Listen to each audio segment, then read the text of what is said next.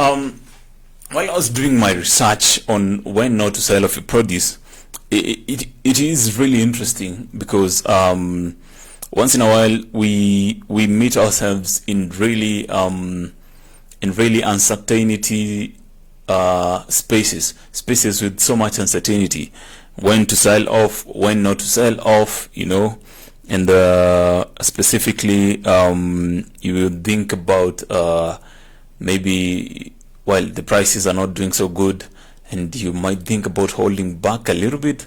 But then, quite interesting, well, people have different ways of approaching such situations.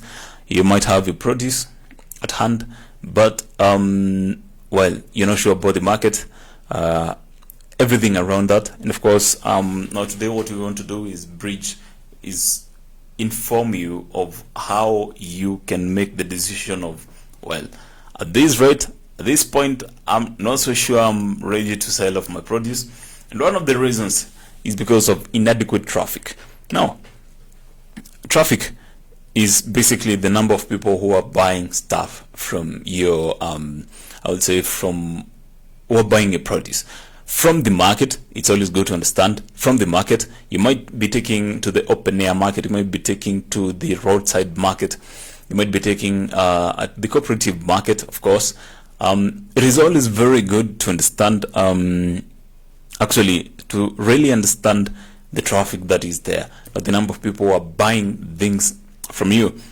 Well, it's just common sense that that way before you can dispose some of these things, it's always very good to understand that traffic is very important, and traffic is what is converted to money.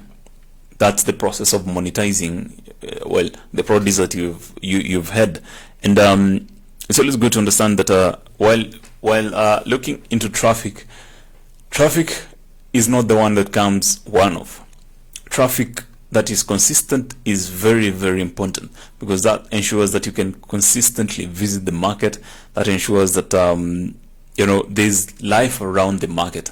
And of course, that is what inadequate traffic means. Once you have inadequate traffic, it means that the market is irregular. And once the market is irregular, there might be irregularity of quality, in terms of even quantity, even pricing. Once, of course, the market is up and down, shaky, volatile, it's always very good to know that, well, when you talk about inadequate traffic is very, very important. It might affect the pricing, it might affect even the sustainability. Basically, this is the sustainability of the market that you're talking about. Now, one more thing that you need to know, while really, really interesting, is the parking space. Actually, when I was looking at these, I didn't think much about the traffic, about the parking space, or the parking availability of the parking. But later is when I came to put a few dots together, to connect a few dots, and I saw this. Just think of supermarkets around.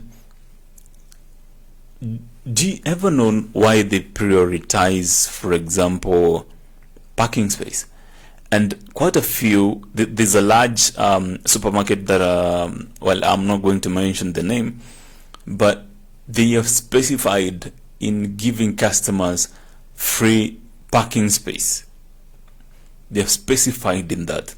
And that's always the unique selling point, because there are other supermarkets that do charge customers for their parking space. And I'm always trying to put myself in their shoes and trying to think, why would I charge a customer parking space, and why would I not charge a customer parking space? And first think about it. Why would they charge a customer parking space? Because most of these supermarkets, of course, are located in places where there's traffic. Again, that's a thing that we did talk about, traffic. Now, about that means that where there's a lot of traffic, the land value might be a little bit expensive. And